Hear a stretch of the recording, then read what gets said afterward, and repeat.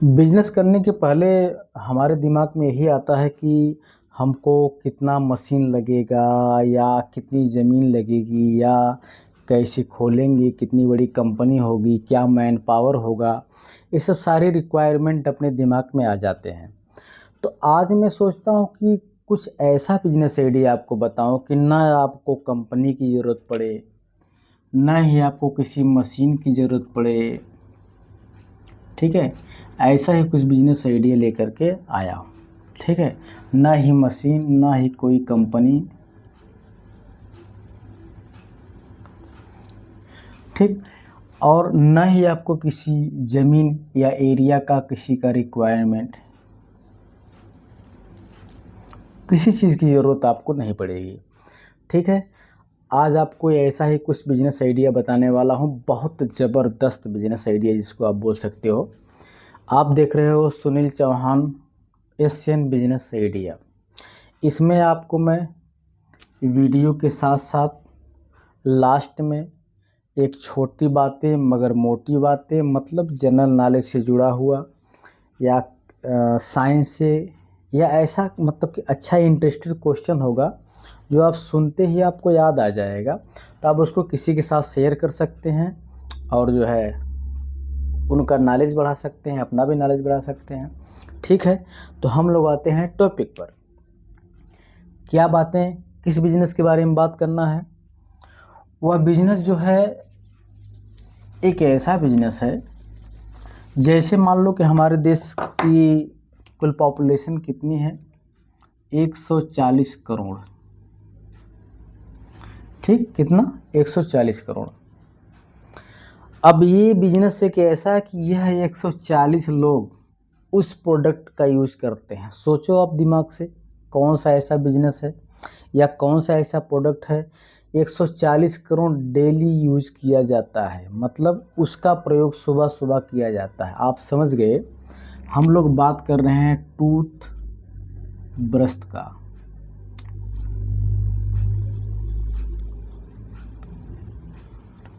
BRUSH, toothbrush.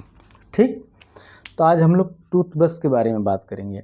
अब market में अपना कैसा टूथब्रश है, किसका देखे होंगे आप, कैसा होता है? प्लास्टिक का होता है, ये देखे होंगे, ज़्यादातर यही प्रयोग होता है। अब कहीं कहीं इलेक्ट्रिक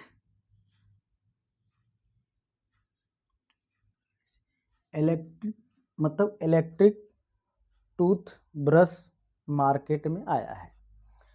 ठीक है, प्लास्टिक हो गया, इलेक्ट्रिक हो गया।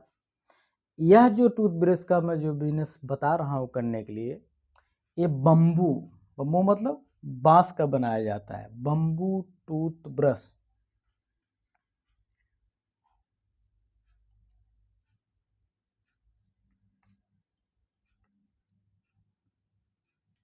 Bamboo toothbrush. चलिए ठीक है, इतना तो आप समझ गए। अब आपको करना क्या है, वो चीज़ मायने रखती है। ठीक है, तो इसमें क्या करना है आपको, जो बम्बू का टूथब्रश हमको बनाना है, तो यह जो है मार्केट में उसकी प्राइस 30 से 40 रुपये। कितना? 30 से 40 रुपये मार्केट प्राइस, रिटेलर बोल सकते हो। ठीक है, 30 से 40 रुपये। अब इसको जो बना करके कंपनी देती है आपको, हमको तो कोई कंपनी डालना नहीं है, हमको कोई प्लांट नहीं डालना है, इसलिए हमको एक ऐसे थर्ड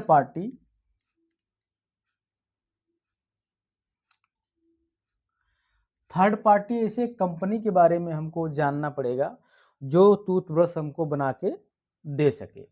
ठीक है, तो उसके लिए आपको मैं एक आध कंपनी का नाम बता देता हूँ। आप खोजेंगे कि कोई ऐसी पार्टी है, कोई ऐसी कंपनी है थर्ड पार्टी जो बना करके आपको टूथब्रश प्रोवाइड कर सके।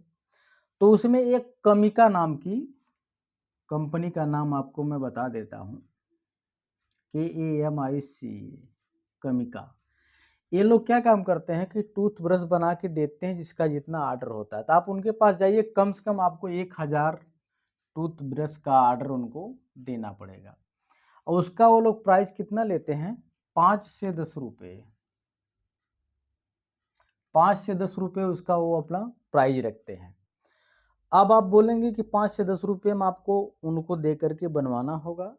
अब उसकी सेलिंग प्राइस क्या होती है, अब देखो जब उसका क्वालिटी बढ़ेगी, बम्बू अलग थोड़ा से दिखेगा ना, आदमी को कुछ नया चीज़ यूनिक चाहिए हमेशा, तो उसको जब नया चीज़ और यूनिक दिखेगा तो ऑलरेडी उसके ऊपर वो इम्प्रेसिव होगा और उसको लेगा वो, ठीक है। तो इसकी मार्केट प्राइस में बताया 30 से 40 रुपये, 5 से 10 रुपये उसका क्या होता है, बनाने का सब कास्ट हो जाएगा, 30 से 40 रुपये में मार्केट में बिकता है। तो इसमें से 5 करोगे माइनस से 25 हो जाएगा, इसमें से 10 करोगे 30 हो जाएगा, मतलब आप 30 का ही एवरेज पकड़ो, ये 10 पकड़ लो कि 10 रुपया उसका निकाल दो, बचा 30, 30 में आपको भी कमाना है और दुकानदार जो रिटेलर में बेचेगा उसको भी कुछ कमाने का मौका देना पड़ेगा। इसको एक भाषा में बोला जाता है कि खिलाना। तो वो क्या काम करेगा, उसको अगर आप 10-15 रुपये प्रॉफिट उस पे दोगे तो वो जो है आपके प्रोडक्ट को ऐसा यूनिक प्रोडक्ट बता के बेचेगा, क्योंकि उसको ऐसी प्रॉफिट मिलेगी, ज़्यादा से ज़्यादा उसको प्रॉफिट मिले, ऐसा तय करना है।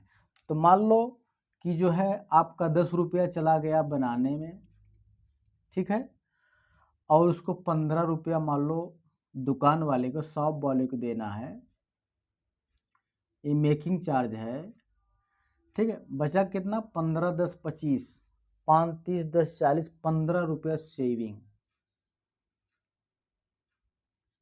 इस प्रकार से इसमें सेविंग होगी, बचत आएगी। अब आपको ये सब सारी चीज़ें हो गई, ठीक है। रेट के बारे में मैं आपको बता दिया। इस तरह से आप जो है, जब आपके दुकानदार आपके सपोर्ट करेंगे, आपका जो है लोकल मार्केट पे कर्जा होगा, मतलब कि कब्जा होगा,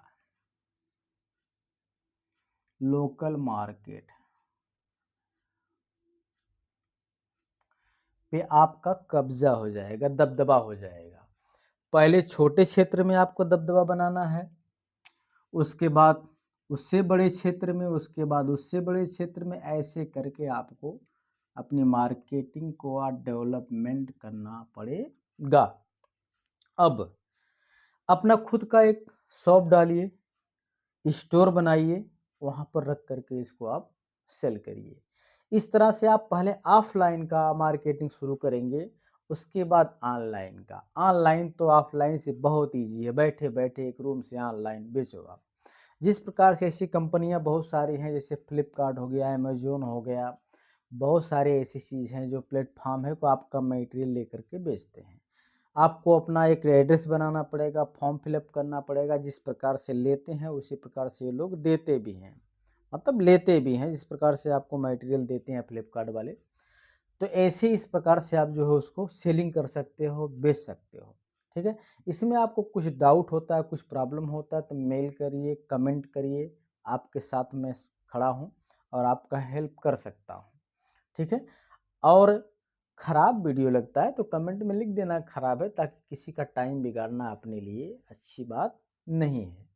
चलो हमने ये बात जानी, अब लास्ट बात जो जनरल नॉलेज की बात आती है उसके बारे में बात करते हैं। आपने देखा होगा कढ़ाई में जो है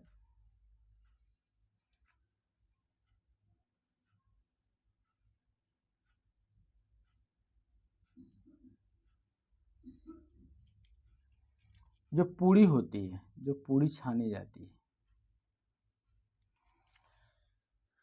ये फूलती कैसे है?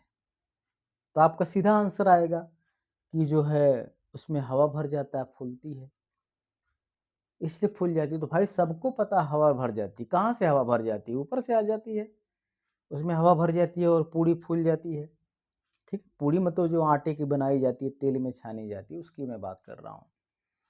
आप किसी से पूछोगे कि पूड़ी क्यों फूल जाती है, तो उसका सरल सा आंसर होगा उसमें एयर भर जाता है, इसके लिए वो फूल जाती है। लेकिन एयर कहाँ से आता है, बाहर से आता है, कहाँ से आता है? तो आपके दिमाग में आएगा कि कहाँ से आता है, कुछ आप बता भी सकते हैं, चलो मैं बताता हूँ कहाँ से आता है। उसमें जो पानी होता है, वाटर होता है, जब गर्म पाएगा तो वाटर जो है वाष्प बन के उड़ेगा। ठीक, तो पूरी फूलती कैसे? दो परतों के बीच में। जब उसको डाला जाता है तो उसका लेयर ऊपर वाला दोनों साइड का लेयर जल जाता है, उसका छिद्र जो होता है, जो छिद्र मतलब पिन होल जो होते हैं जिसकी वजह से आप वाष्पोत्सर्जन होता है कहीं कहीं, तो वो ज़्यादा डीप में नहीं जाना चाहता। तो वह जो है सब बंद जाता है, बंद हो जाता है जल करके, इसलिए एयर को निकलने की जगह नहीं मिलती। जो पानी उसमें गीलापन होता है आटे में, वो जब जलता है तो वाष्प बनता है, तो उसको निकलने के लिए जगह नहीं होती उसमें। उन परतों के बीच में जब जगह नहीं होती है तो वहाँ से जब ये ऐसे ऐसे वो एयर निकलता है, तो ये जो एयर ये एयर उधर चला जाता है लेयर, और ये लेयर इधर चला जाता है, इसलिए पूरी जो है फूल जाती है। मतलब उसके छिद्र बंद हो गए तो एयर कहाँ जाएगा? उसमें जो गीलापन था वो तो वाष्प का रूप लेगा ना।